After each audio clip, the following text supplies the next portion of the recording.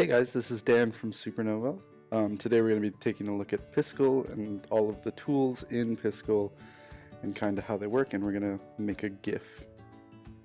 So, going through each of the tools, you have your pen tool, and you can change the size of your pen tool up here in the top left, depending on the size of this block.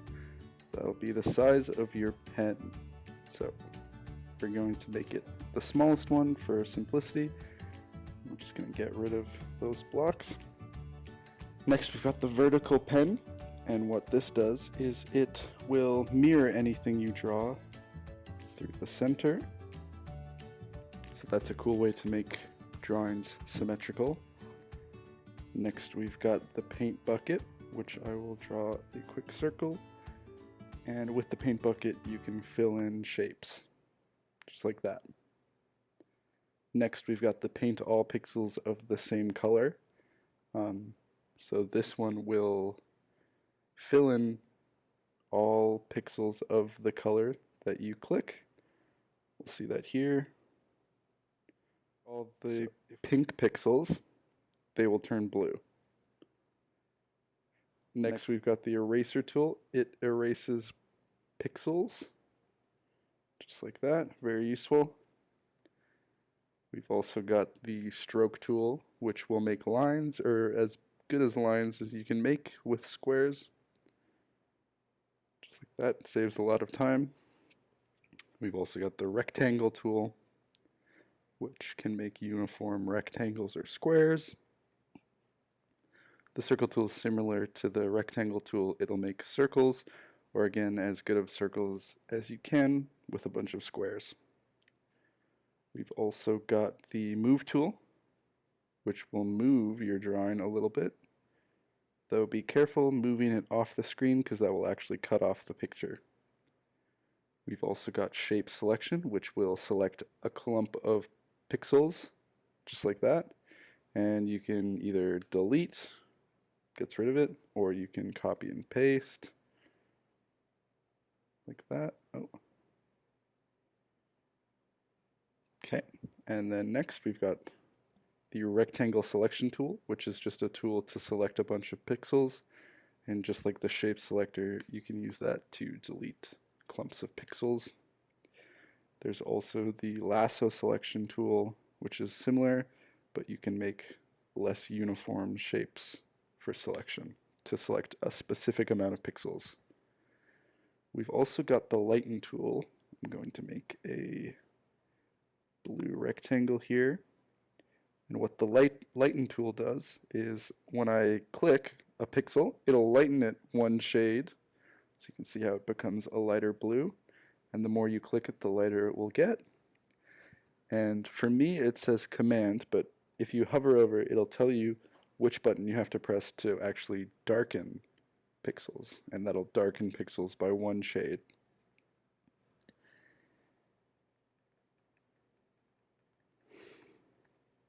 So next we've got the dithering tool. This is kind of a cool tool. It's more for advanced pixel art, but what you can do is if you set one color to black and one color to light gray, you can produce what's called anti-aliasing, which is just used to give corners a bit of texture. So when you zoom out of a picture like this, it'll look a lot more smooth, and that's called anti-aliasing. And then finally we've got the color picker, which allows you to get the color of a pixel, and then you can use that to draw more. So the first GIF we're going to make is going to be, give me my selector tool, is going to be a ball bouncing. So the first thing we're going to do is get our circle tool and make a circle at the top of our screen. We can then go ahead and give it a color with the paint bucket tool, and now we could stop there, but it doesn't look like our ball has much shape. So a cool little tip is if you get a white color, and in the top right of your circle, you can give it a little square of white to look like a reflection, and then you could use our lighten tool to lighten the pixels beside it to give it even more of a reflection.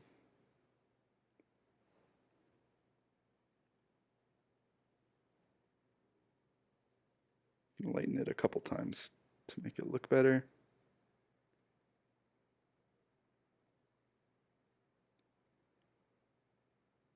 And there is our little bit of light reflecting off the ball. And then we can go ahead and darken the side here.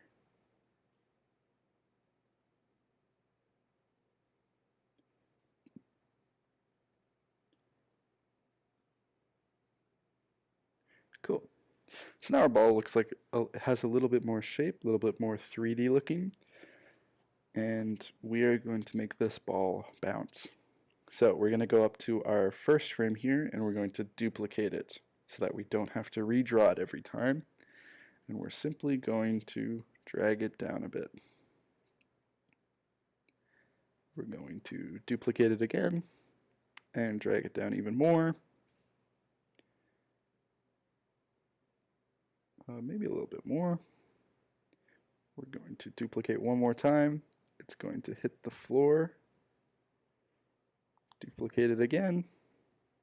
And this time we're actually going to change the shape of the ball by first eliminating the bottom row of pixels, moving the ball down a little bit. We're going to redraw the base. We're going to try and elongate it a little bit. We can flatten the top as well.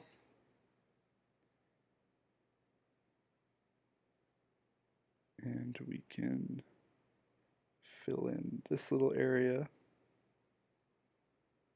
There we go. It looks like the ball's flattening a little bit. It looks like the ball is flattening a little bit. So we can go ahead and duplicate it one more time. We're going to make it even more flat.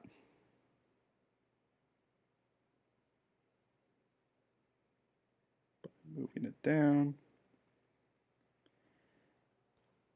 Redrawing that base. Erasing this top half. Redrawing that. Elongating it even more.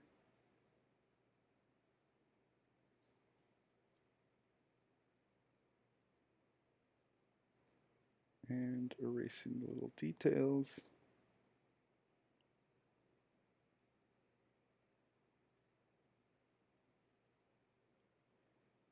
And getting that blue color in there again. Oh, looks like we'll have to get another black. So that's as flat as the ball's going to get. We're going to duplicate it again. Actually, we won't duplicate it. We can take this image here and duplicate that one, bring it down to the bottom.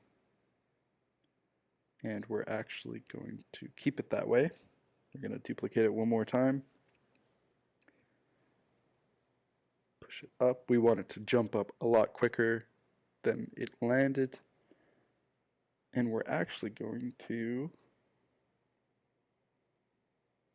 elongate it the other way now. So we'll get rid of some of these pixels.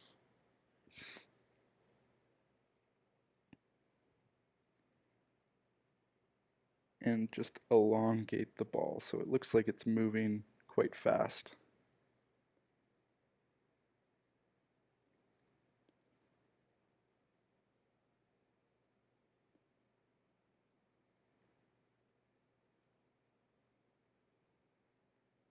And there we go. That's pretty much the whole GIF. You see here, we can get a better look at it. And it looks like a ball bouncing up and down. So that is our first GIF. We can go ahead and save that to our gallery as bouncing ball. So thanks for tuning in, guys. We completed our first GIF today. Hopefully next week I can post part 2 to this, where we can make a character for a Scratch game together.